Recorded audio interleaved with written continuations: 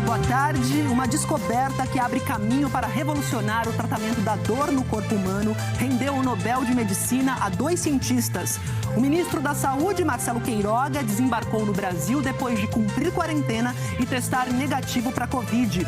A CPI entra na reta final com a última semana de depoimentos. E ainda, estados reclamam da falta de remédios de alto custo que deveriam ser distribuídos pelo governo federal. Uma pesquisa mostra que a saúde mental dos professores da educação básica melhorou com a volta às aulas. O TSE abre os códigos-fonte para dar ainda mais transparência ao sistema eleitoral.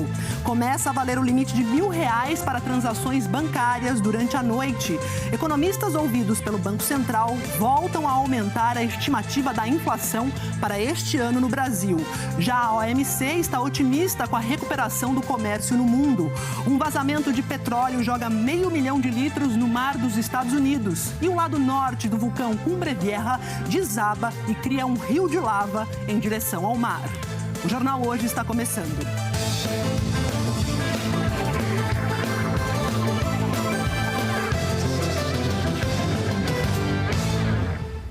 Que a volta às aulas fez um bem enorme para os alunos, quase ninguém tem dúvida. Mas esse retorno está fazendo muito bem também para a saúde mental dos professores. De toda forma, os desafios ainda são muito grandes. Um dos principais é a defasagem que a pandemia provocou em boa parte dos alunos. Abrir o portão da escola para as crianças entrarem. Um gesto tão corriqueiro para a diretora, repetido tantas vezes, mas que depois de mais de 1 ano de aulas remotas, fez o coração disparar. Quando eu olhei, que eu os vi com aqueles olhinhos ansiosos, eu mais ansiosa que eles, os pais também, foi uma alegria que não tem como descrever para vocês. A melhora que a Fátima percebeu na própria saúde mental apareceu também numa pesquisa feita com 4.000 professores, coordenadores pedagógicos e diretores da educação básica de 25 estados e do Distrito Federal, entre agosto e setembro deste ano. 79% já voltaram a trabalhar nas escolas, com aulas híbridas, parte presencial e parte online. 47% avaliaram que a saúde mental hoje está boa ou excelente. No ano passado, esse número era bem mais baixo, de 26%. E caiu o número de profissionais da educação que consideravam a saúde mental ruim ou péssima. São agora 13%. Em 2020, eram 30%. O percentual de educadores que declararam estar com ansiedade ou depressão também diminuiu. A Patrícia é um exemplo disso. Achou que ia entrar em depressão no ano passado. A volta para a escola, seguindo todos os protocolos para se proteger da Covid, valeu a pena. Eu sempre estou cobrando muito deles, né, todas as precauções que a gente tem que tomar, não só por mim, porque eu tenho família, eles têm família, né, então a gente tem que continuar se prevenindo. Mas, com certeza, está sendo muito gratificante. Mas o estresse prolongado continua sendo alvo de reclamação dos educadores.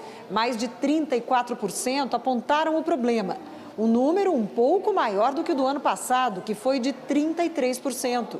Outro número que não variou muito de um ano para o outro foi o de profissionais da educação que disseram não ter acesso a apoio psicológico para cuidar da saúde mental. Os professores não têm acompanhamento profissional. Em grande parte, eles alegam que isso é por falta de condições financeiras. Em segundo lugar, vem a questão de tempo. É muito importante que os gestores escolares e os gestores educacionais das secretarias olhem, para as comunidades, busquem apoio. Os educadores apontaram também os desafios depois do retorno às escolas. Para eles, o principal problema a ser superado é a diferença no nível de aprendizado entre estudantes de uma mesma turma. A Nessi, que dá aulas para o 2º e 3º anos do ensino fundamental, tem percebido isso. Alguns alunos dela tiveram dificuldades com as aulas remotas em 2020. Não assimilaram conteúdos novos e esqueceram o que já tinham aprendido. O aluno que está no 2º ano, o aluno praticamente não teve o 1º ano, no ano passado. Entende? É uma criança que veio do pré. Ele está agindo como se ele estivesse numa pré-escola. Eu tenho medo de não conseguir que essas crianças saiam realmente lendo, sabe, alfabetizado. Mas eu faço todo o meu trabalho para que dê certo. O diretor executivo da organização Todos pela Educação diz que as dificuldades da retomada do ensino só vão ser superadas com o esforço de todo mundo.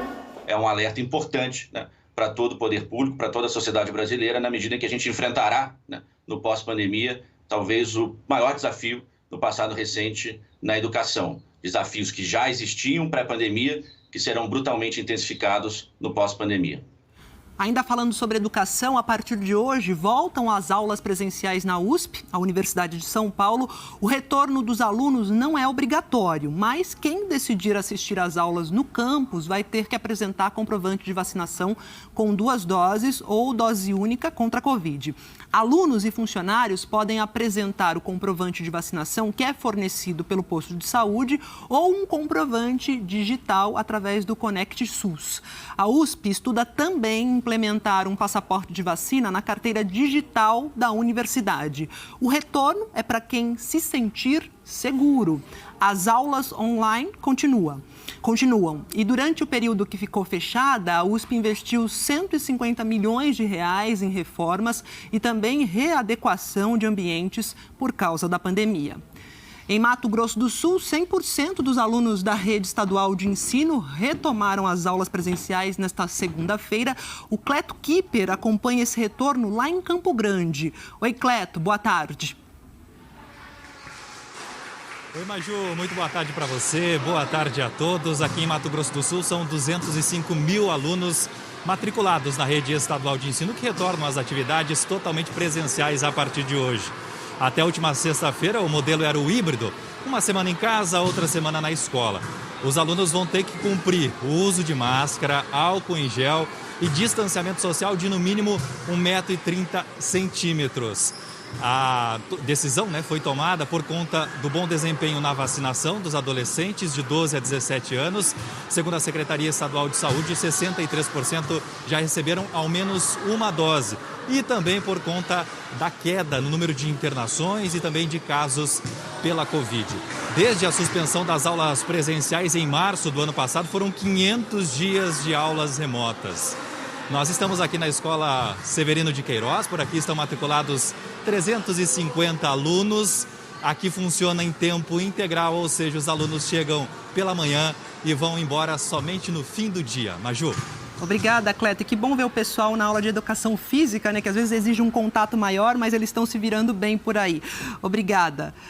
Olha, retorno às atividades presenciais também nas escolas da rede estadual do Acre, só que por lá vai ser no esquema híbrido. O repórter Andril Amaral tem as informações. Oi, bem-vindo, boa tarde. Oi, Maju, boa tarde a você, boa tarde a todos. Depois de mais de 1 ano e meio longe das salas de aula, voltam às escolas de forma presencial. A partir desta segunda-feira, os alunos das primeiras, quinta, sexta e 9º ano do ensino fundamental da rede estadual de ensino, além dos estudantes do 1º e 3º ano do ensino médio, em turmas com mais de 25 alunos, 50% dos estudantes delas assistem às aulas presencialmente e os outros 50% de forma remota. O governo do Acre criou um comitê de acompanhamento do retorno das aulas presenciais para avaliar e monitorar o processo de retorno às aulas. São 480 escolas em 22 municípios que vão reabrir pela primeira vez para quase 150 mil estudantes desde o início da pandemia. Voltamos com você, Maju. Muito obrigada. E agora a gente vai ver a situação da pandemia aqui no Brasil a partir dos números que foram reunidos pelo consórcio de veículos de imprensa com as secretarias de saúde. Em 24 horas, o país registrou 237 mortes. O total chegou a 597.986 vidas perdidas. De sábado para domingo, foram 9.176 novos casos. Total, desde o início da pandemia, 21.465.674 diagnósticos. Agora, os gráficos das médias móveis. Primeiro, o de casos. O Brasil registra a média de 16.611 novos casos por dia. Isso significa que houve queda de 49% em 2 semanas. A média móvel de mortes ficou em 500 óbitos por dia, 10% a menos em relação a 2 semanas. Situação aqui de estabilidade.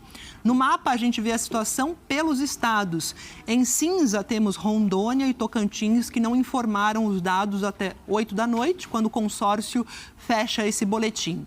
4 estados e o Distrito Federal registraram alta na média de mortes e aparecem aqui em vermelho. Em amarelo, no mapa, os 10 estados que apresentaram estabilidade. E em azul, os que tiveram queda. Também aqui temos 10 estados.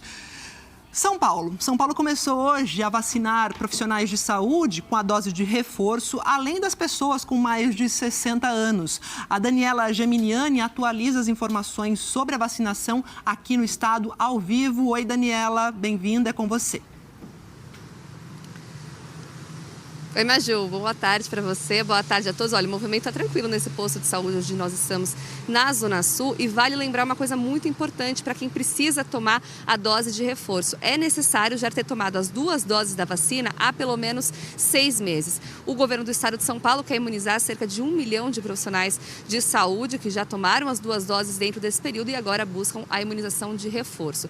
Hoje também é dia de dose de reforço para os idosos com 60 anos ou mais. O estado montou um cronograma de imunização de reforço de acordo com a faixa etária e agora as pessoas com 60 anos ou mais estão sendo contempladas. Os imunossuprimidos com 18 anos ou mais também podem tomar a dose de reforço. Nesse caso, eles precisam ter tomado as 2 doses da vacina há pelo menos 28 dias. E para avançar a vacinação, a gente sabe, precisa tomar as 2 doses. E aí, no sábado, o estado de São Paulo fez um mutirão para 4.300.000 pessoas que estavam com a 2ª dose atrasada. Isso, informações até sábado. E segundo o governo estadual, apenas 343.000 pessoas apareceram para terminar o ciclo de imunização. O governo acredita que há ainda uma confusão das pessoas por conta da antecipação da Pfizer. Então, vale lembrar também o seguinte, quem já tomou a Pfizer há pelo menos 8 semanas pode procurar o posto de saúde para terminar a imunização. Maju. Obrigada, Daniela. Dose de reforço, então, para pessoas com mais de 60 anos e hoje profissionais de saúde, lembrando que precisa ter tomado as 2 doses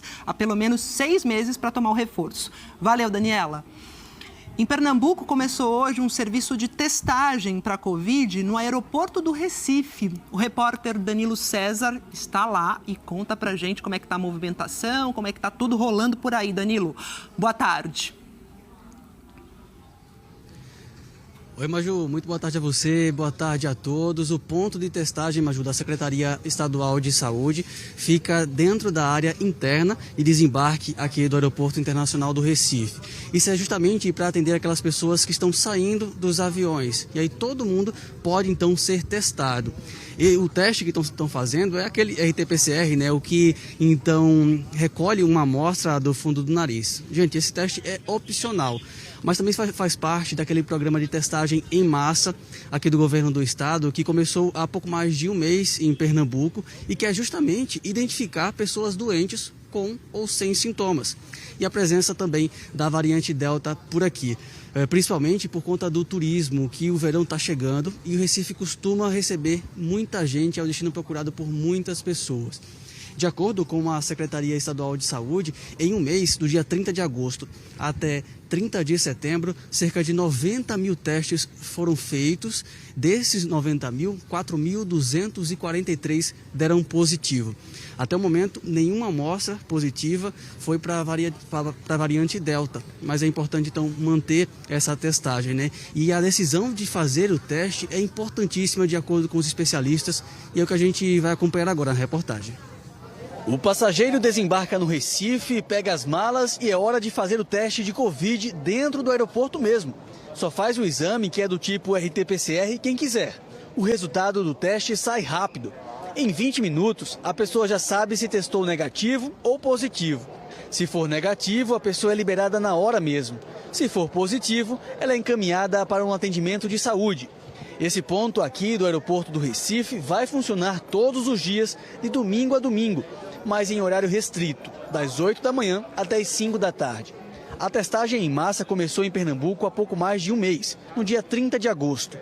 há pontos de testagem em todo o estado. De acordo com a Secretaria de Saúde de Pernambuco, a meta é coletar material de aproximadamente 1 milhão de pessoas até fevereiro do ano que vem. A medida tem sido elogiada por infectologistas. Aqui no Brasil, a gente tem menos que 50% da população vacinada com as 2 doses. E a partir do momento em que a gente está fazendo essa testagem em maior quantidade, a gente consegue flagrar uma piora da pandemia de maneira mais precoce. E dessa forma consegue implementar medidas restritivas antes que a situação fique muito grave.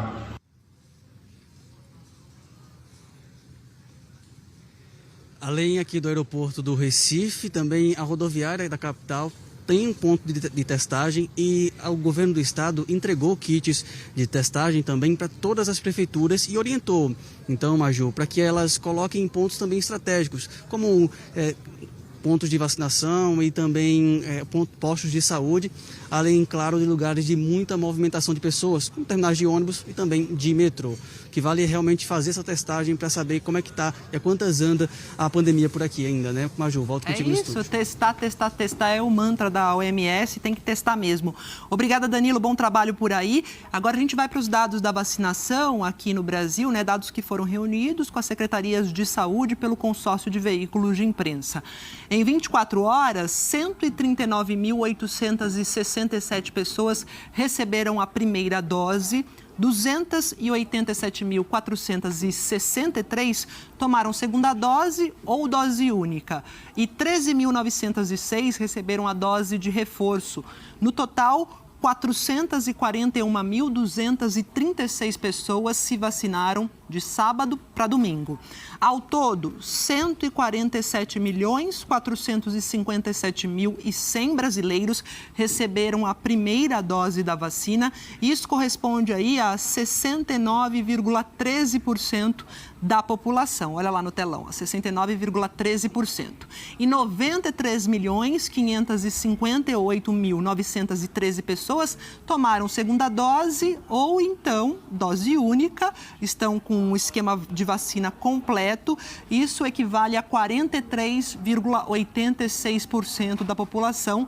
Lembrando que a proteção máxima da vacina só vem 2 semanas depois da segunda dose ou da dose única. Já a dose de reforço está aqui no telão, viu? Foi aplicada até agora em 1.057.700 pessoas, ou 0,50% dos brasileiros. No mapa agora, em verde escuro, os estados que mais aplicaram a segunda dose ou a dose única em relação à população. Os 5 primeiros: Mato Grosso do Sul, São Paulo, Rio Grande do Sul, Paraná e Espírito Santo. Mais detalhes sobre a situação do seu estado você confere em g1.com.br/coronavírus. E vários estados do país estão reclamando que o governo federal não está distribuindo os remédios de alto custo como deveria. Estes remédios aí são caros e são indicados para doenças graves. E ficar sem eles é muito perigoso para quem está em tratamento. Lucilene depende de um remédio para viver. Ela tem leucemia e precisa tomar a dose exata de Desatinib todos os dias. Mas na farmácia do SUS já está em falta há 4 meses. Ela só não ficou sem o medicamento porque conseguiu uma doação que está quase acabando. Ligo todo dia, já devem estar cansados de me ouvir lá, mas todo dia. Olha, a Lucilene, olha, ainda não chegou, até conhecem. Numa farmácia normal, ela teria que pagar R$15 mil por mês. Por isso, o medicamento é fornecido de graça pelo Ministério da Saúde. Sem o tratamento, a doença pode evoluir mais rápido. Se eu perder a resposta com o meu tratamento, eu não tenho mais o que fazer. Os remédios de alto custo são comprados ou financiados pelo Ministério da Saúde e distribuídos pelas secretarias estaduais de saúde. Em agosto, o governo de São Paulo enviou ofício ao ministro Marcelo Queiroga cobrando o fornecimento de 42 medicamentos, alguns atrasados desde o primeiro trimestre deste ano. A Secretaria de Saúde da Bahia informou que o estado tem 9 medicamentos com estoques zerados. A mesma quantidade está em falta no Acre. No Espírito Santo, são 14 remédios em falta. No Paraná, 15. O governo do Piauí informou que o estado está sem receber 17 medicamentos. E na Paraíba, 19 estão em falta. Em nota, o Ministério da Saúde afirma que, mesmo com as dificuldades enfrentadas em razão da pandemia da Covid, mantém todos os esforços para garantir o abastecimento de medicamentos ofertados pelo SUS. Os remédios continuam em falta e famílias do Brasil inteiro se organizam em grupos para tentar descobrir quem tem algum comprimido sobrando. Ou porque alguém mudou o tratamento, ou porque algum paciente morreu. É uma medida desesperada, mas para muita gente é a diferença entre a vida e a morte. O coordenador de políticas públicas da Associação Brasileira de Linfoma e Leucemia diz que falta transparência nos gastos com medicamentos de alto custo e sobram problemas de gestão. Existe um problema no planejamento e distribuição do medicamento, onde o governo não prevê a inclusão de novos pacientes e o remédio que está lá, de um paciente que já está na lista, eles precisam dividir para distribuir para mais pacientes. Gustavo tem mucopolissacaridose. O corpo dele não elimina sozinho as impurezas. Depois de 3 meses, Fabiana finalmente conseguiu o medicamento de uso contínuo na semana passada, mas não sabe como vai manter o tratamento do filho com um fornecimento tão irregular. É desesperador você deitar para dormir e saber que essa semana meu filho não vai ter a medicação. Sem o remédio, a respiração já começou a ser afetada.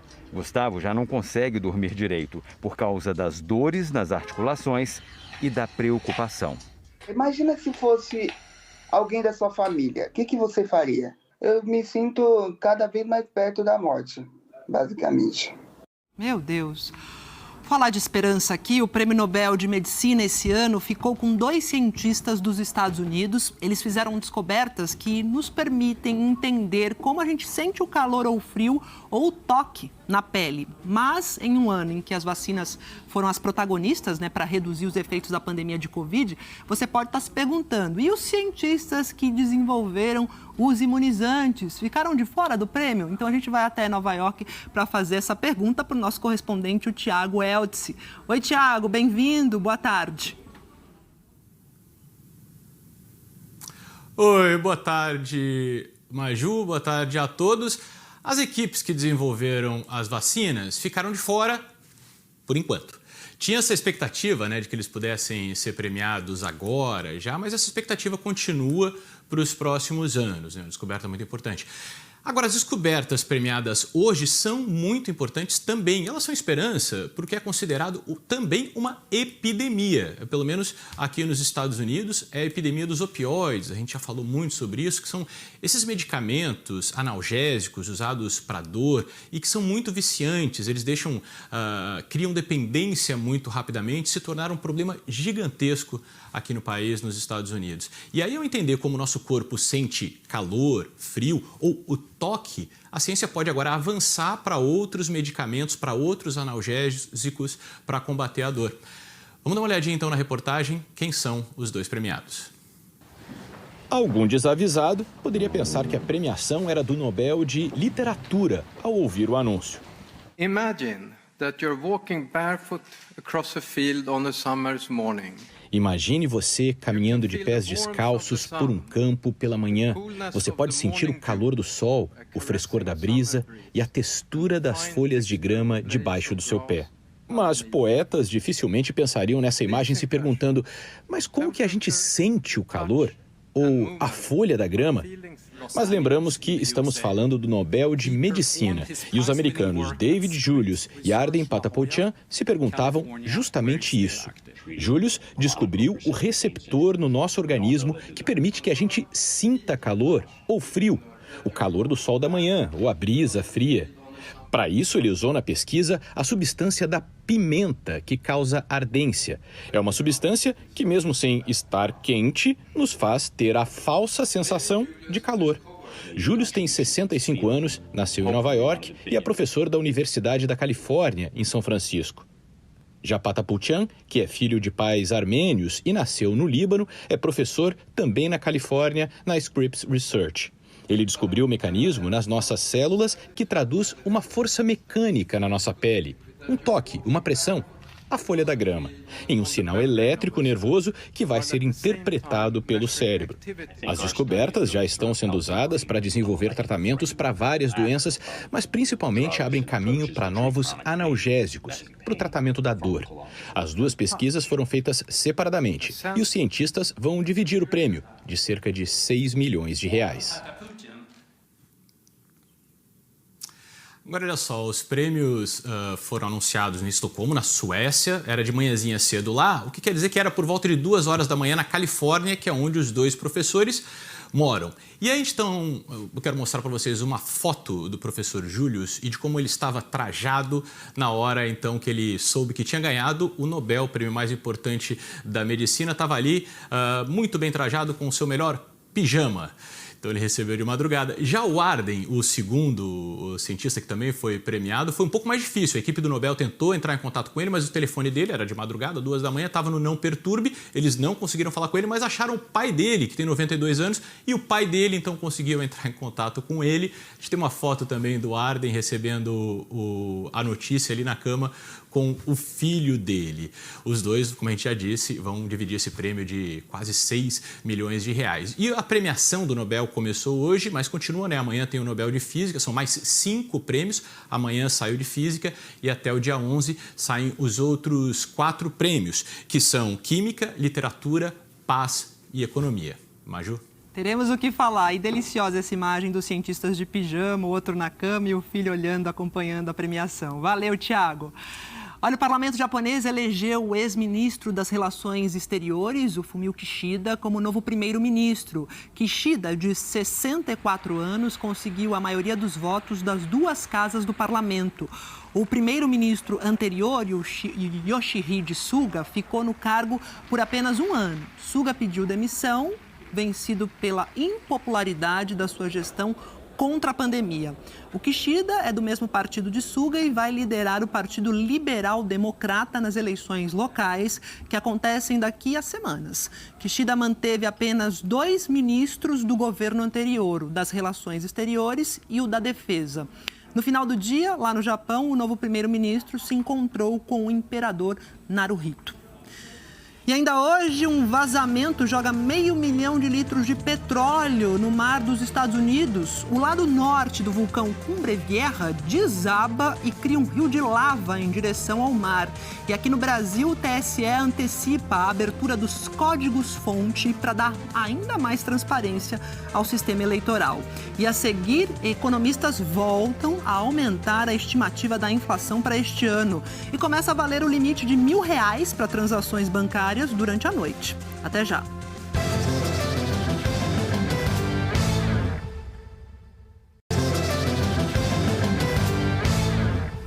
A Organização Mundial do Comércio divulgou uma nova previsão de crescimento do comércio no mundo. O volume de comércio deve aumentar 10,8% neste ano de 2021, né? Em março, a previsão era de um crescimento de 8%. A gente vai falar sobre isso com a nossa correspondente, a Bianca Rotier, porque essa recuperação do comércio, né, Bianca, global, superou as expectativas, mas existem divergências regionais. Como é que fica o Brasil nessa história? Boa tarde. Boa tarde para você, Maju. Boa tarde a todos. Pelo menos nos dados até aqui, em relação às exportações, a recuperação do Brasil ficou bem abaixo da média global, que foi de 23% de aumento. No segundo trimestre de 2021, as exportações brasileiras cresceram 16,5% em comparação com o mesmo período do ano passado. Enquanto isso, as dos Estados Unidos tiveram alta de 29%, as da União Europeia 28% e as da China 21%. O contrário foi registrado em relação às importações. Os dados do segundo trimestre mostram que o Brasil importou mais do que a média mundial.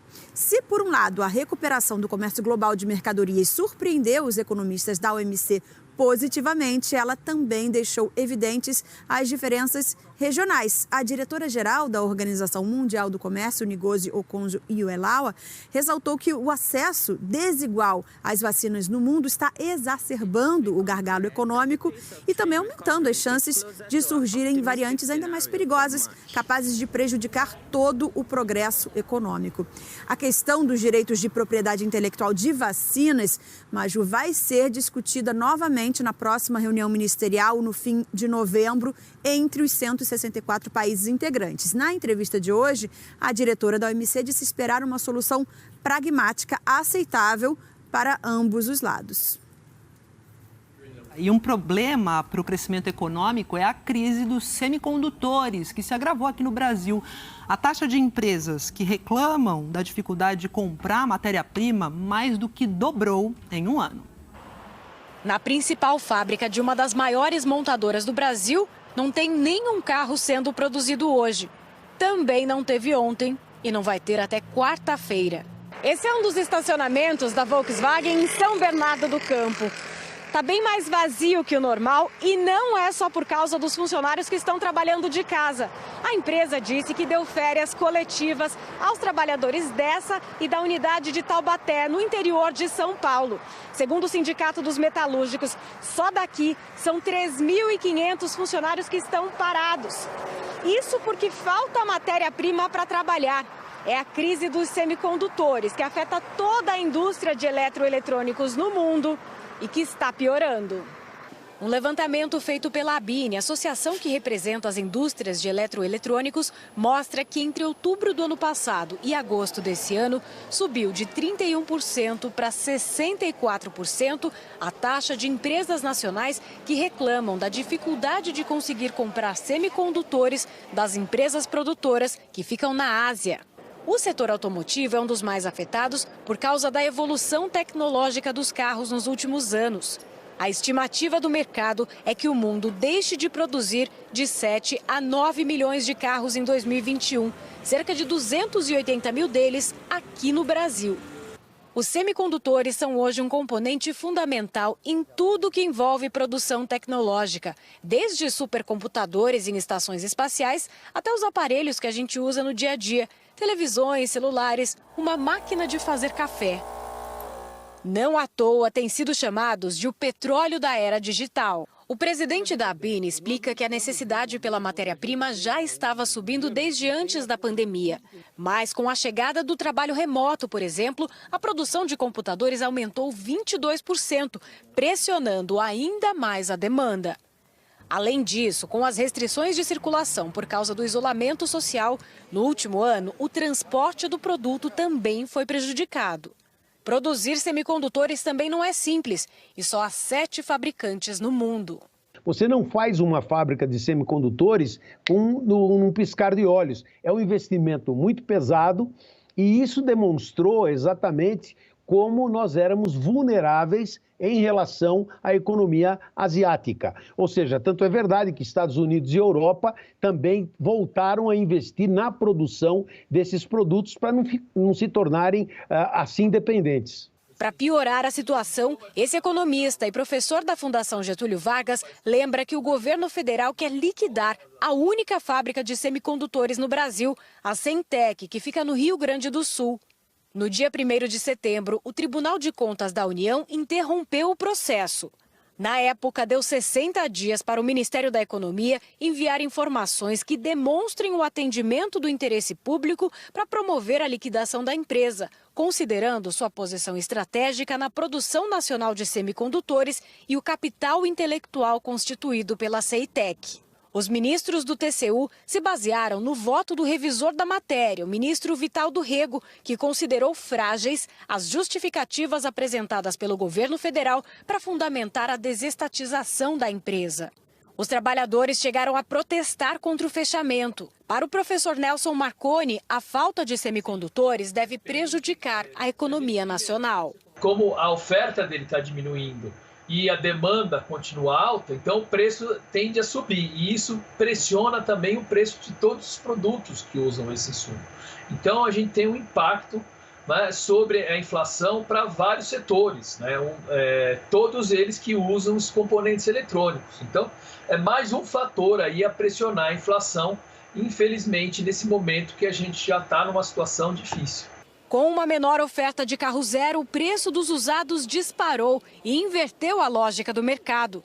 Tem gente vendendo o carro por um valor maior do que comprou. 3 anos atrás, um carro zero, você já saía da loja com a certeza que você tinha perdido 20%. Então os clientes se sentem até... Eles não acreditam quando eles vêm trocar o carro, que eles falam, usei o carro 2 anos, 3 anos e não perdi nada, né? A Ceitec confirmou que a produção de semicondutores na fábrica da empresa, lá no Rio Grande do Sul, está paralisada. A gente entrou em contato com o Ministério da Economia sobre a liquidação da Ceitec, que é a única aqui no Brasil, né, a fazer isso, mas ainda não recebemos uma resposta. O mercado financeiro aumentou pela 26ª semana seguida a estimativa da inflação para este ano. Mais de 100 instituições financeiras indicam que a inflação em 2021 será de 8,51%. O Banco Central já reconheceu que não vai cumprir a meta de inflação deste ano. O teto máximo fixado pelo Conselho Monetário Nacional era de 5,25%. E desde o início, agora de outubro, as empresas de energia elétrica foram autorizadas a cortar o fornecimento de quem não paga a conta em dia, procedimento que estava proibido por causa da pandemia. No Ceará e em mais 3 estados, começou uma campanha de negociação das dívidas com condições especiais para clientes de baixa renda cadastrados na tarifa social. Várias contas de luz acumuladas, uma dívida em torno de R$ 600 que a Aurilete não teve como pagar nos últimos meses. Eu disse, meu Deus, eu vou pedir dinheiro emprestado, aí eu vou pagar com o quê? Cobrir um santo para cobrir outro, e às vezes nem dá, vira uma bola de neve. A Aurilete fazia bico como costureira, mas deixou de fazer durante a pandemia. Ela já era cliente de tarifa social, um programa que oferece descontos na conta de energia criado para famílias de baixa renda. Mas mesmo com um valor menor em relação à classe residencial normal, ela não tinha mais condições de arcar com a conta. Para atender clientes como ela, a distribuidora de energia Enel está oferecendo este mês a possibilidade de parcelamento das dívidas acumuladas, sem juros e multa, cobrando 1% pelo financiamento da dívida em até 12 meses. A Aurilete foi até um ponto de negociação em Fortaleza. Conseguiu acertar o pagamento com uma entrada de R$ 100 e mais 11 parcelas de pouco mais de R$ 50. Tá bom, tá ótimo. Resolveu a minha situação. A Enel é responsável pela distribuição de energia elétrica em 4 estados: Ceará, Goiás, Rio de Janeiro e São Paulo. Tem um total de 1.700.000 consumidores cadastrados na tarifa social. Com a pandemia, a Agência Nacional de Energia Elétrica determinou que esse público não poderia ter o fornecimento de energia cortado, mesmo que estivesse inadimplente. Mas a medida foi suspensa e desde o dia 1º de outubro, o corte para quem não pagar a conta está liberado. Nós temos toda uma régua, né, de cobrança até chegar ao corte, são chamadas telefônicas, buscar uma negociação para evitar esse constrangimento de um cliente. Não é interessante para a organização, nem tampouco para o cliente. Além das lojas da concessionária, as negociações para parcelamento podem ser feitas também por telefone. A dona Maria conseguiu dividir uma dívida de R$ 438 em uma entrada de 5% e mais 9 parcelas. Saiu aliviada, mas ainda preocupada com as contas no fim do mês. Esperar dias melhores, com certeza. Do jeito que tá difícil. Tá difícil viver, viu? A gente sobrevive, não vive. Sobrevive. Pois é, e o café está pesando no bolso também. Seca de um lado, geada do outro e uma safra que já seria menor mesmo. Na prateleira do supermercado, o café subiu 17% este ano, isso segundo a Associação Brasileira da Indústria do Café. E só não aumentou mais por causa do estoque. A explicação para a alta no preço do café começa lá na lavoura. As plantações foram impactadas pelas geadas que caíram durante o inverno e também pela estiagem prolongada. E ainda tem o ciclo natural da produção, que para este ano já indicava uma safra mais baixa. A estimativa de produção da Conab é o Brasil produzir algo em torno de 46 milhões de sacos. É uma safra de ciclo baixo pela bianuidade da cultura. Então a preocupação é muito grande do cafeicultor sobre o que colher o ano que vem. O produtor já começou a trabalhar tentando recuperar as lavouras atingidas pela geada. No caso aqui específico, são lavouras que vão voltar a produzir apenas daqui a 3 anos. Metade da produção nacional vem de Minas Gerais. Com as lavouras prejudicadas e o alto consumo de café durante o inverno, o preço da bebida em todo o país ficou condicionado ao estoque. Neste supermercado, foi possível segurar o reajuste. Quanto mais estoque o fornecedor tem, a gente negocia com ele para a gente segurar o preço. E agora, com o calor chegando, provavelmente a gente abaixa o café também. Mas em alguns lugares, o aumento chegou às prateleiras em setembro. A indústria está negociando da melhor maneira possível para que esse aumento seja repassado ao consumidor de forma paulatina e dê ao consumidor a certeza que ele irá continuar bebendo o melhor café do mundo, que é o nosso. Só que esse sabor está amargo para muita gente. No acumulado do ano, o preço médio do café subiu 17%. A gente fica assim um pouco em alerta, né? Porque a gente não pode deixar faltar. Eu, minha esposa e um filho meu mais velho toma café demais. Aí toma muito café e esse aumento aí eu não sei o que vai acontecer não. E o café que geralmente a gente gosta docinho com preço desse jeito, como é que ele fica? Aí ele fica salgado, aí fica até intragável de beber, né? Aqui em Minas Gerais, uma xicrinha de café é fundamental para começar bem o dia ou dar aquele gostinho depois do almoço. A boa notícia é que nas cafeterias ainda não deu para sentir o aumento no preço da bebida. Isso porque muitos desses estabelecimentos ficaram fechados durante a pandemia e o consumo caiu muito. As temperaturas mais altas também ajudam a manter o preço mais baixo, já que as vendas caem nessa época do ano. Em vez de tomar 4, toma 3. Mas sem café dá para ficar? Não, sem café não dá não. O café é tradicional no Brasil, aqui em Minas especialmente. E um cafezinho com pão de queijo não pode ficar longe da mesa do mineiro. Isso que eu ia falar, pão de queijo e café. Começa a valer hoje a regra que limita o valor de transferências bancárias à noite, inclusive pelo Pix. De 8 da noite às 6 da manhã, o limite vai ser de R$1.000. Esse valor pode ser aumentado a pedido do cliente, mas o banco tem um prazo de pelo menos 24 horas para autorizar.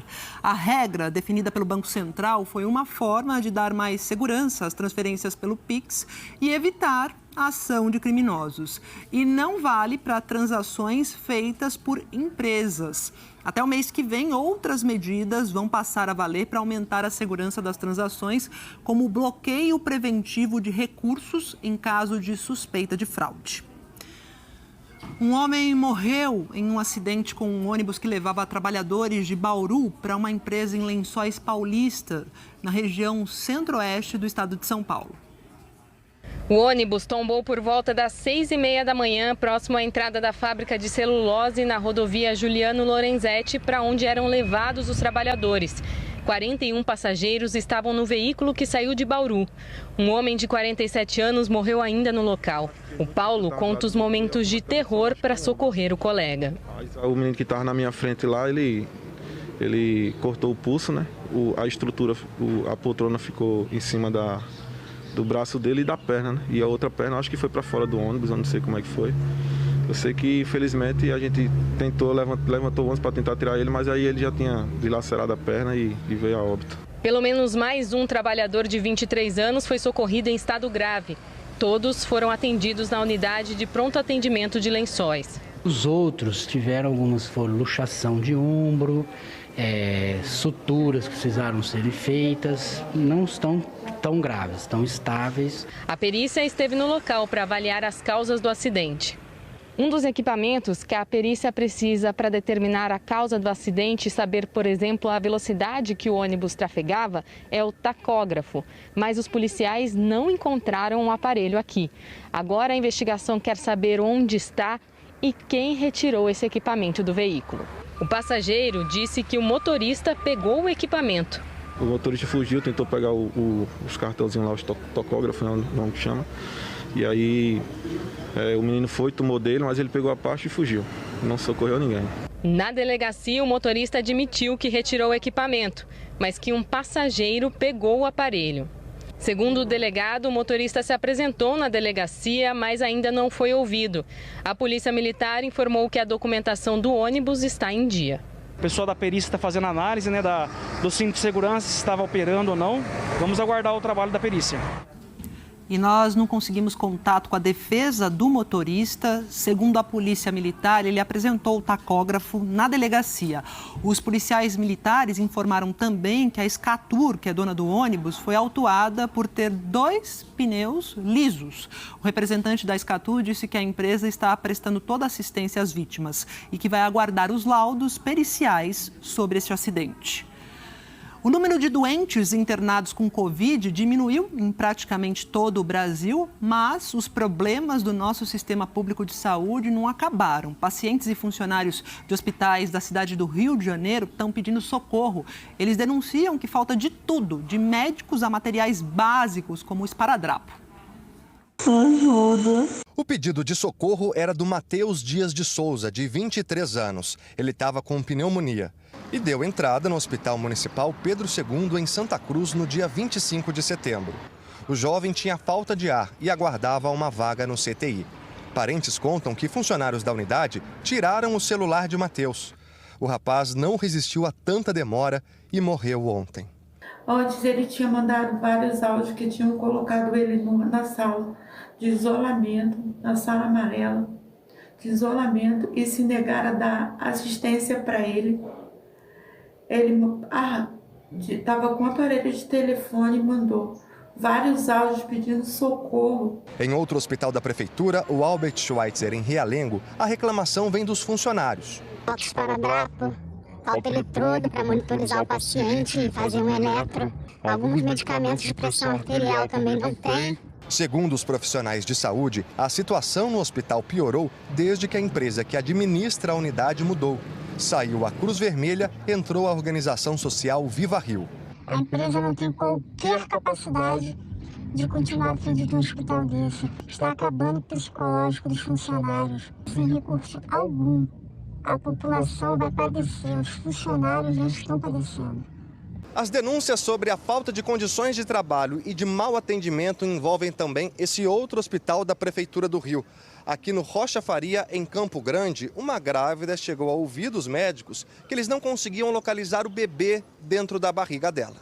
A Suzana está internada desde o dia 21 de setembro. Dizem que eu tenho um bebê na barriga, só que não sabe aonde está, entendeu? Sendo que já me abriram, fiz uma cirurgia, estou aqui ainda com um corte imenso na barriga, só que cada doutora chega e fala uma coisa. Aí agora a doutora pediu uma ressonância magnética, sendo que o hospital não faz essa ressonância e assim não tem previsão, nenhum outro hospital tem previsão de uma vaga e eu tô ficando aqui. A Bruna recebeu uma ligação do Rocha Faria falando que a mãe tinha morrido, mas descobriu que, na verdade, a dona Maria da Conceição de Almeida Matos estava viva. Foi uma confusão, a sua mãe está viva. Isso é muito sério, gente. Vocês falam que minha mãe falece, acontece isso tudo por um erro de nome. Eu fui lá, fiz atestado de óbito e tudo. Você não precisa disso, é isso mesmo. Só que tem que entender o seguinte, nada que foi feito para brincar, sacanear, houve uma confusão de nome e há vários... Uma das checagens é o reconhecimento. Dias depois, a dona Maria da Conceição morreu. E a Bruna acredita que a mãe não recebeu os cuidados necessários. É um mix de emoção muito grande que a gente passa. Então, a gente já passou pelo luto uma vez, tivemos que fazer as burocracias todas. Aí agora que ela faleceu, eu não posso enterrar minha mãe, porque ela já tem um atestado de óbito.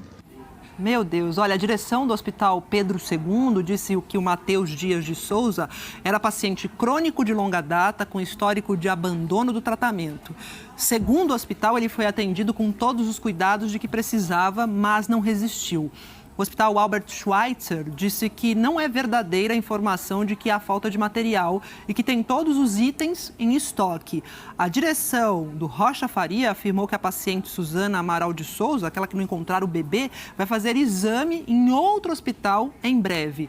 Sobre a paciente Maria da Conceição de Almeida Matos, disse que ela recebeu o cuidado indicado para seu quadro, mas infelizmente não resistiu. Na noite de sábado passado, ela morreu.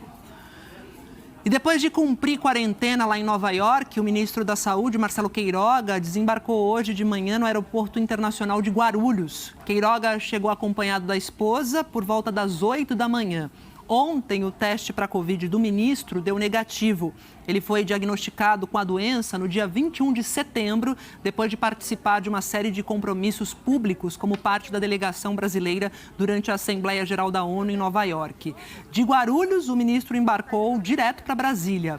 Quando ele foi perguntado sobre uma possível nova convocação para a CPI da Covid, Queiroga disse que está à disposição das instituições brasileiras.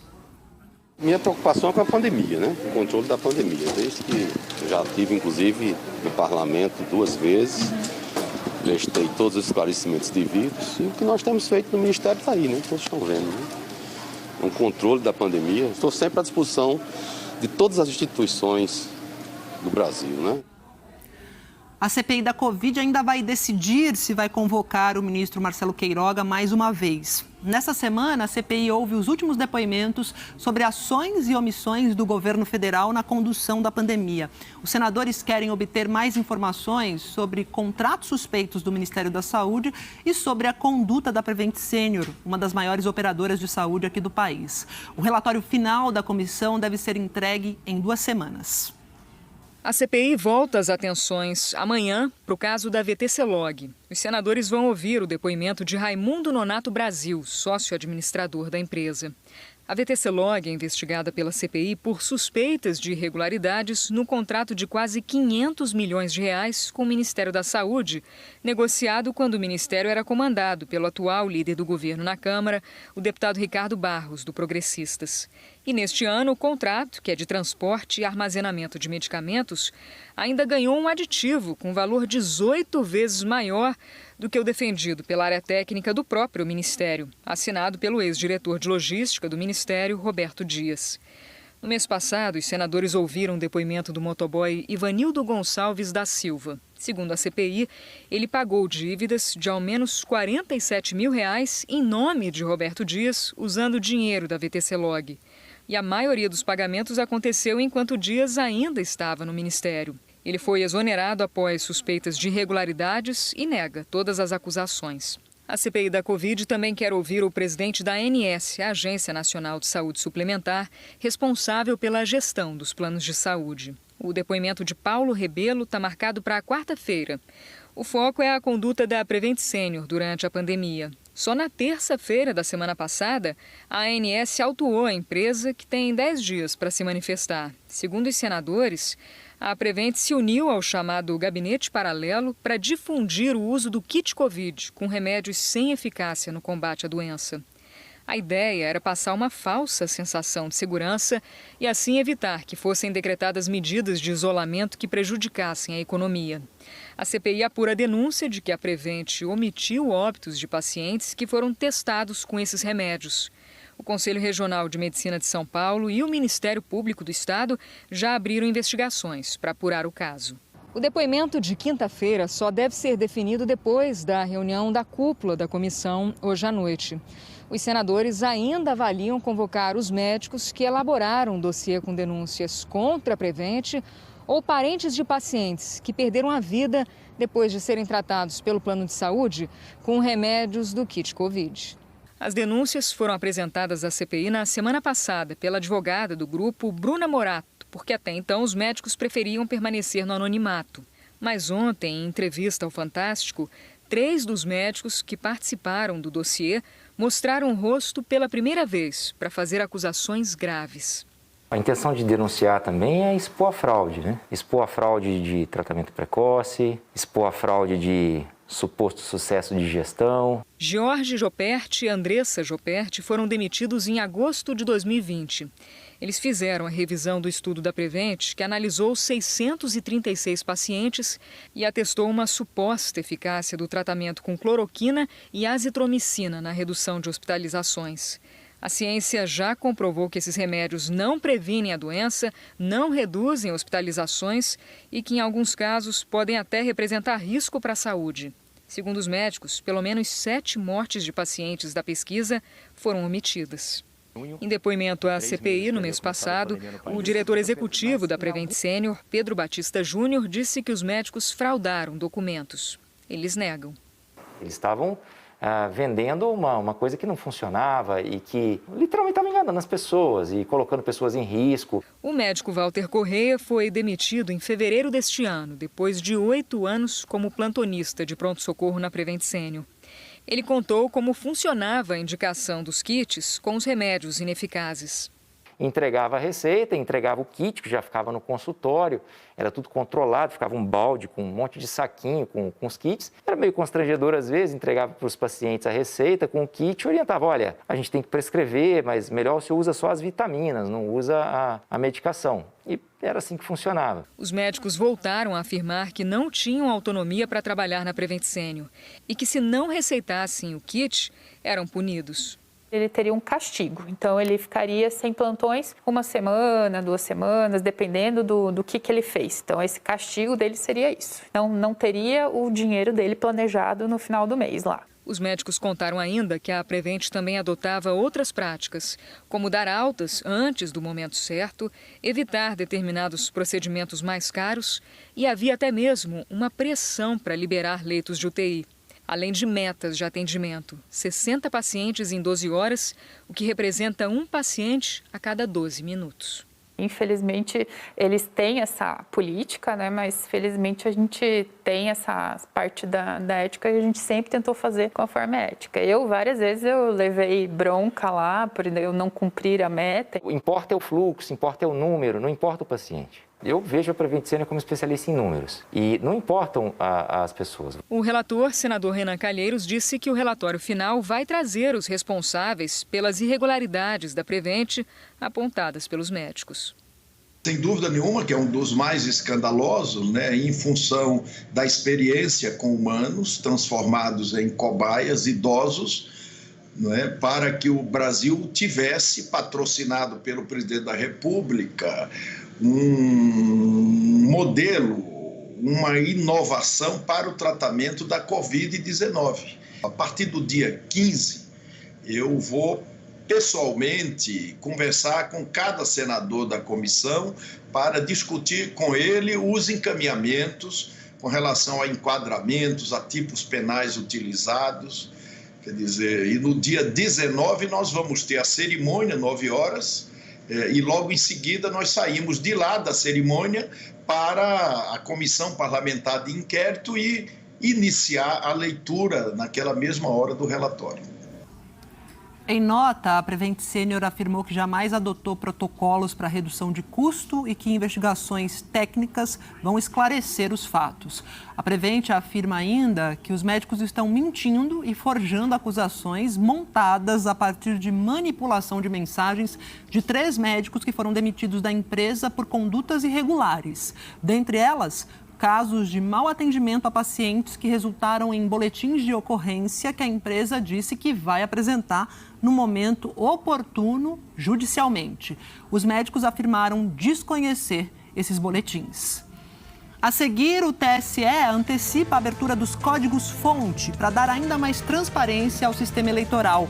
Um vazamento joga quase 500 mil litros de petróleo no mar dos Estados Unidos. O lado norte do vulcão Cumbre Vieja desaba e cria um rio de lava em direção ao mar. E tem a previsão do tempo para todo o país com a Eliana Marques. Até já.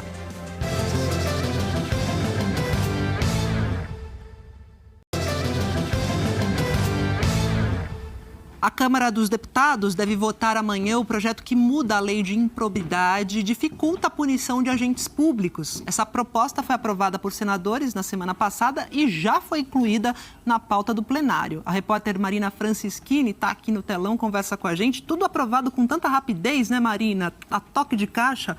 Boa tarde. Pois é, Maju, boa tarde para você, boa tarde para todo mundo. Foi assim, olha só, essa proposta foi aprovada primeiro pelos deputados, numa votação super rápida em junho. E foi assim também, com essa mesma pressa, na quarta-feira da semana passada no Senado. Como o texto foi alterado, agora a Câmara tem que analisar de novo. Segundo líderes, essa nova votação deve ser amanhã e a expectativa é que o projeto seja aprovado, apesar de todas as críticas de juristas e procuradores. Atualmente, os agentes públicos, como servidores e políticos, podem ser punidos por improbidade em 2 situações. Caso se omitam, não tomem providências, ou em ações contra a administração pública, com ou sem intenção. A proposta exclui a possibilidade de omissão e diz que o agente só pode ser enquadrado se for comprovado que ele teve a intenção de fazer algo ilícito. Na prática, a alteração dificulta a condenação de agentes públicos. O texto determina que a perda de função pública só atinge o cargo que o agente ocupava quando cometeu a irregularidade. Por exemplo, um senador em exercício hoje, condenado por enriquecimento ilícito e prejuízo aos cofres públicos em processo quando era deputado, não perde o mandato. Pela proposta, caberá só ao Ministério Público propor ações de improbidade à Justiça. Hoje, órgãos como a Advocacia Geral da União e procuradorias de estados e municípios podem fazer isso. Quem defende a mudança diz que a lei é abrangente e pode, por isso, deixar muitas brechas. Agora, os especialistas afirmam que a proposta cria dificuldades e pode prejudicar o combate à corrupção. A Associação Nacional dos Procuradores da República diz que é complicado, é difícil você provar a intenção de agentes públicos num ato de improbidade administrativa. Além disso, os especialistas dizem que a proposta mexe com questões como transparência e pode desencorajar ações por improbidade na Justiça. Se esse texto for votado e aprovado amanhã, na sessão da tarde, como está previsto, segue direto para a sanção no Palácio do Planalto. Maju. Obrigada, Marina. E por falar em transparência, o Tribunal Superior Eleitoral abre hoje os códigos-fonte dos sistemas de informática que vão ser usados nas eleições do ano que vem. Essa é uma das medidas anunciadas pela Corte para dar ainda mais transparência ao sistema eleitoral brasileiro.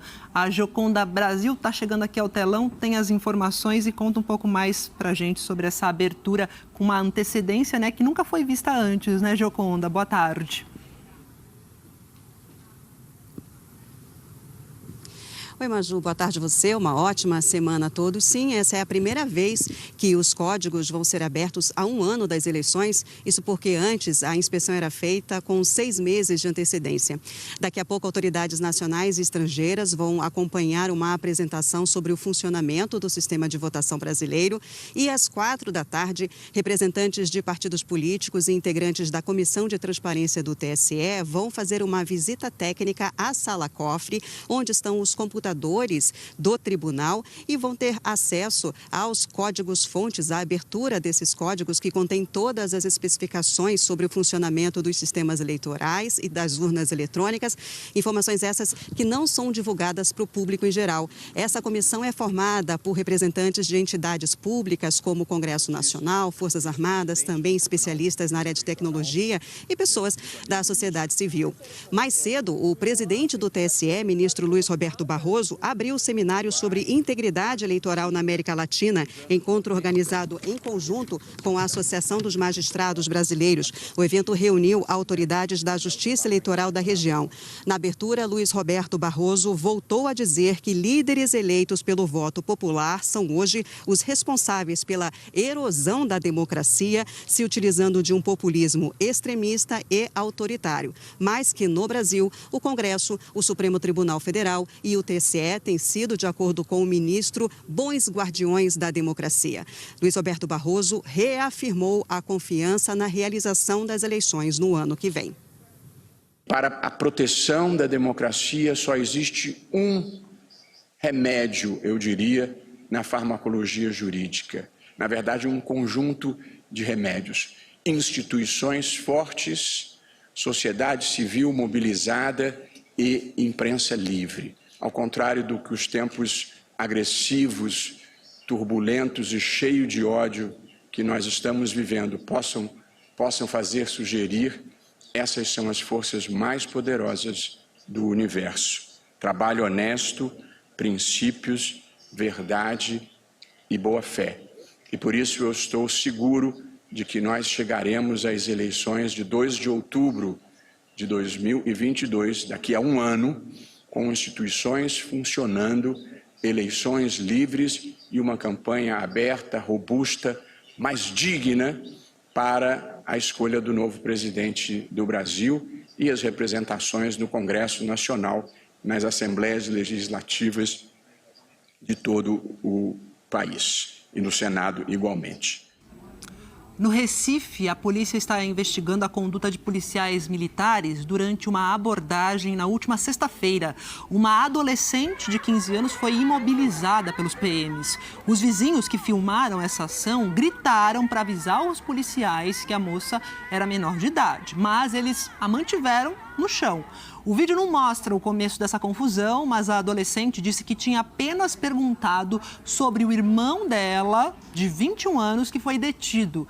Segundo a adolescente, aí foi que começaram as agressões dos policiais. Deu uma rasteira em mim, puxou meu cabelo, eu fiquei deitada no chão com a minha mão para trás, ele com o joelho dele em cima do meu pescoço, sem querer deixei ele botar a algema em mim. Eu chorava muito, pedia muito para minha tia me ajudar. A Corregedoria da Secretaria de Defesa Social de Pernambuco disse que instaurou uma investigação para apurar a possível infração disciplinar dos policiais. A costa oeste dos Estados Unidos foi afetada por um grande vazamento de petróleo de um oleoduto. Praias tiveram que ser fechadas e há uma força-tarefa para tentar limpar a água e reduzir assim os danos. Então a gente volta agora para os Estados Unidos para falar sobre isso com o nosso correspondente Ismar Madeira. Oi, Ismar, boa tarde.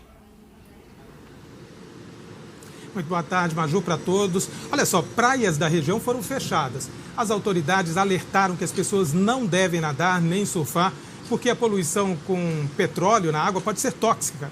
A prefeitura de Huntington Beach, que é a cidade mais afetada, disse que parte do petróleo chegou à reserva ecológica de Talbot Marshlands. A área abriga espécies em risco de extinção. Há relatos de peixes e pássaros mortos, mas esse levantamento ainda está sendo feito. A pesca foi suspensa na região. A estimativa é que mais de 470 mil litros de petróleo tenham vazado. E a mancha se espalhou por mais de 33 quilômetros quadrados. O derramamento aconteceu num oleoduto no Oceano Pacífico, a cerca de 6 quilômetros da costa, no sábado. Uma barreira flutuante de cerca de 2 quilômetros foi colocada para impedir que o óleo se espalhe mais. Pelo menos 14 barcos trabalham na limpeza desde ontem.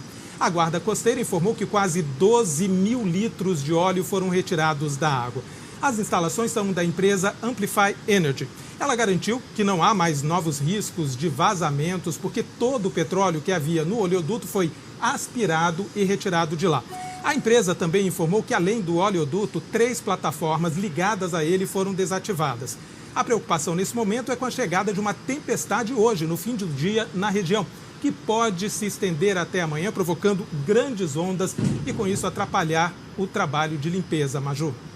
É isso, Ismar, obrigada. Eu falo agora sobre outro derramamento de lava. O lado norte do vulcão Cumbre Vieja, na Espanha, desabou e provocou a formação de um rio de lava incandescente em direção ao mar.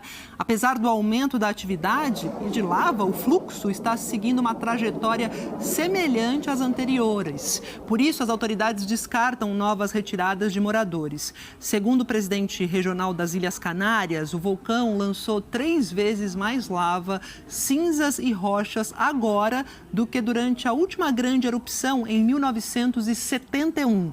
Cerca de 1000 construções foram destruídas desde essa erupção há 2 semanas. Ao visitar a ilha de La Palma no fim de semana, o primeiro-ministro Pedro Sánchez prometeu uma ajuda equivalente a 1 bilhão e 300 milhões de reais para a reconstrução. E 10 pessoas morreram depois de que um ciclone tropical atingiu partes do Irã e de Omã. A tempestade chegou à região ontem com ventos de até 150 km por hora. Milhares de pessoas foram retiradas das áreas costeiras de Omã, onde 4 moradores morreram. As ruas da capital, Muscat, ficaram debaixo d'água.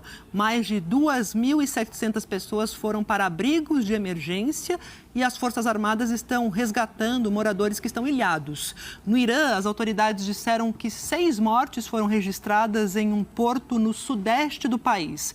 Instalações elétricas e estradas ficaram destruídas. O ciclone já foi rebaixado para uma tempestade tropical. E olha, clima tá maluco, a gente vem falando sobre isso, mudanças climáticas, associação a esses eventos extremos, e o Vaticano sediou um grande encontro de líderes religiosos mundiais e cientistas antes da COP26, que é a Conferência do Clima da ONU. A gente vai falar sobre isso com o nosso correspondente, o Rodrigo Carvalho, porque esses líderes das principais religiões do mundo e cientistas fizeram um apelo por soluções concretas, nada de blá blá blá, não, ação concreta contra as mudanças climáticas. Não é isso, Rodrigo? Salve! Isso, Maju. Salve. Boa tarde para você, todo mundo que assiste ao JH. Foi uma forma de tentar pressionar os políticos que se reúnem mês que vem, aqui no Reino Unido, para a COP26, a cúpula do clima da ONU, que vai ser em Glasgow, na Escócia. Esse evento, lá no Vaticano, que recebeu o nome de Fé e Ciência, rumo à COP26, reuniu líderes de várias religiões, da Igreja Ortodoxa, por exemplo, da Igreja Anglicana, do Islã, do Judaísmo, do Budismo e também cientistas de vários países. O anfitrião, o Papa, disse que a próxima cúpula do clima representa uma convocação urgente para que os governos deem respostas eficazes ao que Francisco chamou de crise ecológica sem precedentes. E dessa forma, como ele disse, oferecer esperança às gerações futuras. O apelo dos líderes religiosos descreve as mudanças climáticas como uma grave ameaça e pede medidas mais ambiciosas contra o aquecimento global. Por exemplo, que os governos adotem planos para limitar o aumento da temperatura média global em 1,5 graus Celsius em comparação aos níveis pré-industriais. Um documento, como a Maju disse, não ficou no blá blá blá, teve um documento que foi entregue ao ministro das Relações Exteriores da Itália e ao presidente da COP26. E o presidente da COP disse que é muito importante perceber que os líderes religiosos têm uma voz única quando se trata de cobrar os governantes em relação às mudanças climáticas. Ele falou que é muito significativo no contexto atual, no momento em que, como ele disse, o mundo se encontra numa situação muito perigosa, palavra usada por ele, que lembrou também, Maju, que as religiões representadas no encontro são seguidas por 75% da população. Daí a importância desse encontro, aí já às vésperas da COP26 aqui no Reino Unido. É isso, encontro de peso. Obrigada, Rodrigo. A Bahia fechou setembro como um estado com o maior número de incêndios florestais aqui no país. O oeste do estado e a Chapada Diamantina são as regiões mais atingidas. Está muito perto. Sai daí! Olha lá, o outro passou. O desespero é de uma moradora de Ibicoara, na Chapada Diamantina, preocupada com os carros que passavam na BA 142. Mesmo com o trabalho de combate às chamas feito por brigadistas, o fogo durou até a madrugada. Mais de 4 quilômetros na beira da pista de fogo, ó. Quem vai, quem é doido. Tem uns carros pequenos aí passando aí, meio atordoados. Se perde lá no meio da fumaça, ó. Os focos de incêndio em Ibicoara e Mucugê foram controlados durante esta madrugada, mas ainda estão sendo monitorados. Um trabalho exaustivo. Os brigadistas andam quilômetros carregando equipamentos em meio à área devastada. Além dos brigadistas voluntários, equipes da Preve Fogo e dos bombeiros combatem chamas na Chapada Diamantina e no oeste e sudoeste baiano. A Bahia fechou setembro como o estado com o maior número de focos de incêndios florestais no país, 6.491, número bem maior do que tinha registrado de janeiro até agosto, pouco mais de 4.000 focos. Em função justamente das condições climáticas, que esse ano está muito mais seco, com muito menos chuva do que teve no ano passado. O que a gente sempre recomenda é não ponha fogo, não jogue lixo fora de lugar, não acumule lixo nas áreas rurais e periféricas urbanas e muito menos bote fogo nessas áreas que estão com lixo lá acumulado, porque isso se espalha com vento e seca, tudo necessário para poder espalhar e criar grandes incêndios florestais. O acompanhamento dos focos de incêndio na Bahia é feito aqui, na sala de monitoramento ambiental do Instituto do Meio Ambiente e Recursos Hídricos do Estado. As imagens de satélite mostram focos de calor concentrados e acima da média, que na maioria das vezes são incêndios de pequenas ou grandes proporções. Aqui no mapa a gente vê que a maior parte dos incêndios está concentrada no oeste da Bahia. A esperança é que a chegada da estação chuvosa, que começa agora em outubro, mude esse cenário. Tem essa tendência do início do período chuvoso lá para meados de outubro, início de novembro, quando de fato as chuvas devem ficar mais frequentes em toda essa área. Em Uberaba, no Triângulo Mineiro, os bombeiros encontraram hoje, por volta de 12:30, um corpo que pode ser o de uma mulher que foi arrastada para dentro de um córrego depois de um temporal na sexta-feira. Angélica Lima da Silva, de 35 anos, tentou passar pela correnteza do córrego que subiu até o asfalto. Ainda não se sabe se ela chegou a sair do carro ou se ela foi arrancada do veículo pela força da enxurrada. O carro caiu dentro de uma manilha, ficou parcialmente destruído e foi encontrado no sábado, mais de 1,5 km depois do local onde caiu. De acordo com o Corpo de Bombeiros, o corpo encontrado na margem de um rio, a mais de 20 quilômetros de Uberaba, tem as mesmas características do de Angélica. A perícia está a caminho para verificar a identidade. Eliana Marques já está aqui para contar para a gente se tem previsão de temporal hoje e onde. Boa tarde, Eliana. Boa tarde, Maju. Boa tarde a todos. Olha, tem previsão de chuva forte sim, pode atingir o Triângulo Mineiro de novo e também as regiões de Curitiba, São Paulo e Rio, onde já choveu bastante no fim de semana. A chuva vai se concentrar também no Vale do Itajaí, em Santa Catarina, mas perde força em relação aos últimos dias. Também tem previsão de mais chuva no interior do Paraná, em parte de Mato Grosso do Sul e condição de chuva também aqui entre Goiás, Mato Grosso e a região norte, principalmente aqui, especialmente no oeste do Amazonas e no sul de Roraima. Tem uma frente fria avançando pelo sudeste e isso ajuda a canalizar a umidade que os ventos trazem da Amazônia e com mais umidade, o tempo abafado, aí a gente tem todas as condições para a formação de chuva entre norte, centro-oeste, sudeste e também até o Paraná. Essa umidade ajudou a formar nevoeiro mais cedo lá em Ponta Porã, que você está vendo aí, olha, Mato Grosso do Sul, pertinho da fronteira com o Paraguai, Maju. Tudo fechado por lá hoje cedo. E onde não chove? Olha, em parte do Rio Grande do Sul, de agora para frente, né, praticamente todo o estado, também no norte do Espírito Santo e de Minas e principalmente no Nordeste, sem chuva a partir de agora. Fica bem seco também nestas áreas mais escuras aqui do mapa e tem região que vai secar bem antes de chover.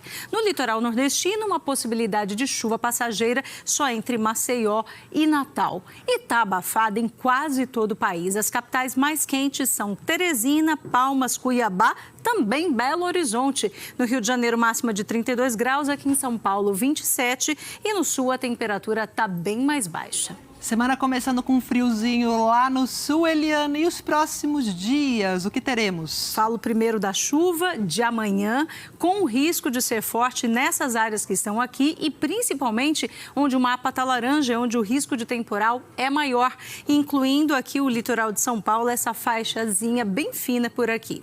Essa semana será uma semana de chuva, mais ou menos nas áreas que a gente viu na previsão para hoje. Então, entre norte, centro-oeste, sudeste, até Paraná e Santa Catarina. Aí temos Nordeste, a região aqui do Pantanal e Rio Grande do Sul, com pouca ou nenhuma chuva.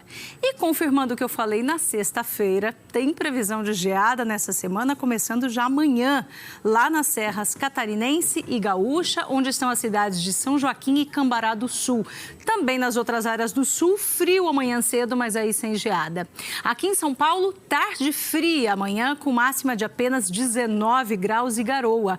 Hoje, a chuva ainda pode engrossar e teremos chuva, aumentando também mais para o fim da semana. E no Rio de Janeiro, chuvarada hoje, também amanhã, hoje 30, amanhã 20 milímetros, depois dá uma diminuída e também volta mais para o fim da semana.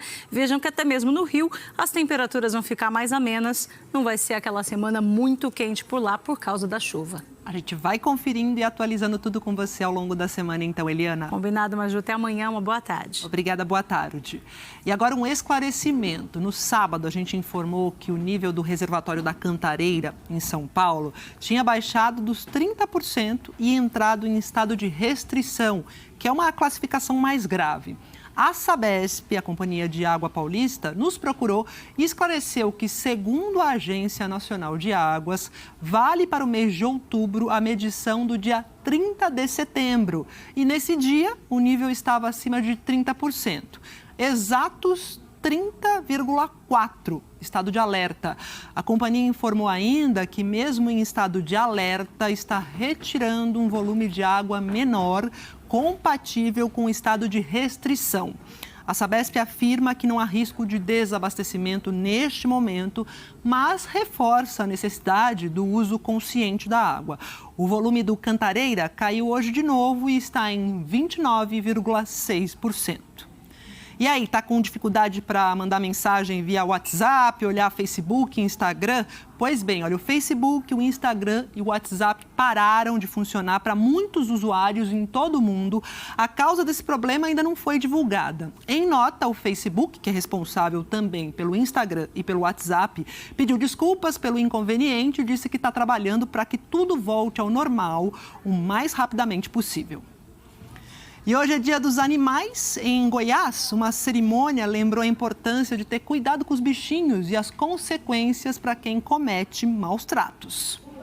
O plenário da Câmara Municipal de Goiânia foi tomado hoje por cães e gatos. Era uma sessão especial para comemorar o Dia Mundial dos Animais. A causa animal está crescendo, então nada mais justo que trazê-los para cá hoje para mostrar à sociedade que eles têm voz sim. É necessário políticas públicas para que nós possamos mudar a realidade desses animais. A sessão foi para chamar a atenção para os direitos dos animais. A lei ficou mais dura no último ano.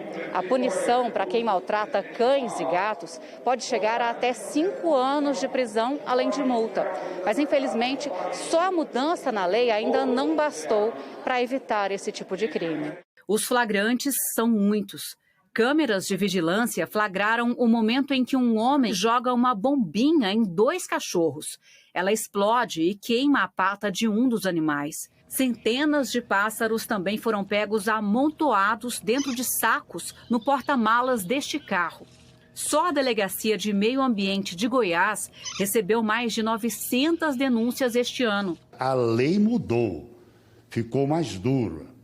Agora, o que precisa, e eu vejo isso, a maior importância, é que a ética e a moral imprimem em nós o dever de proteger, de relacionar melhor com os animais. A Federação Brasileira dos Animais diz que é preciso ter investimento em estrutura. Tem lei, mas não tem meios para cumprir as leis. O que acontece? Hoje você tem 190, tem 181, você tem Disque Bama, você pode ir numa delegacia fazer uma ocorrência. O problema, o que a gente percebe, nós não temos nenhuma polícia específica no combate a maltratos animais e não temos também, digamos, locais públicos, que seria canis e gatis públicos, né? Todos os pets que ocuparam o plenário da Câmara de Vereadores de Goiânia estão disponíveis para adoção. É uma forma de dar a eles a oportunidade que a Lua teve. A Lua é essa cachorra que aparece na calçada. Um carro chega, ela tenta fugir, mas é segurada. Em seguida, o motorista dá vários socos na cabeça dela, a arrasta pela coleira e joga dentro do carro. O homem foi denunciado e perdeu a tutela do animal. A Lua foi adotada pela Jaciana e agora, pura felicidade. Desde o dia que ela chegou aqui em casa, a gente é super grudada e o tempo inteiro comigo, né, filha? E é isso. Dali, Jaciana, é isso aí. E ó, hoje é Dia dos Animais, né? Porque é dia de São Francisco de Assis. Em Belo Horizonte, a famosa igrejinha da Pampulha, dedicada ao santo, vai receber um novo título. A celebração vai ser hoje à noite. O repórter Lucas Franco conta pra gente que título é esse e por que ela vai receber esse título. Lucas, bem-vindo, boa tarde. Ei, Maju, obrigado. Uma ótima tarde para você e para todo mundo. Pois é, a Igrejinha da Pampulha se prepara para se tornar santuário arquidiocesano São Francisco de Assis. E desde cedo os fiéis estão aqui celebrando o dia do padroeiro, que também é protetor dos animais. Hoje, em especial, as celebrações ao longo do dia marcam a elevação da Igrejinha a santuário arquidiocesano. E esse título só é dado a um local sagrado quando há um grande número de visitas e peregrinações de fiéis por motivos religiosos. Depois de se transformar em santuário, a Igrejinha terá que ampliar as suas atividades, como investir na evangelização da comunidade e a partir da cultura e ação social. No caso da Igrejinha da Pampulha, vai ter também ações voltadas para o meio ambiente.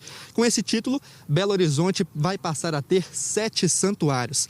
A Igreja da Pampulha foi erguida em 1943, projetada pelo arquiteto Oscar Niemeyer, que desenhou essas curvas, essas linhas, inspirado nas montanhas mineiras. E esse foi o primeiro trabalho de expressão de Niemeyer que é considerado um marco na arquitetura brasileira. E aí a Igreja da Pampulha faz parte do conjunto arquitetônico da Pampulha, que é um patrimônio mundial da humanidade. Maju, não sei se você conhece BH, mas se não conhece ou conhece, a Igrejinha da Pampulha é sempre uma boa pedida quando você vier aqui na capital mineira. Uma boa tarde. Lucas, eu tenho foto pequenininha aí. Essa igrejinha é linda e muito aconchegante. Obrigada. Quero voltar aí quando puder. Obrigada. Agradeço a sua companhia também. JH vai ficando por aqui. Você acompanha outras notícias no Jornal Nacional. E para ver de novo as nossas reportagens, vai lá ao Globoplay. Boa tarde, até amanhã.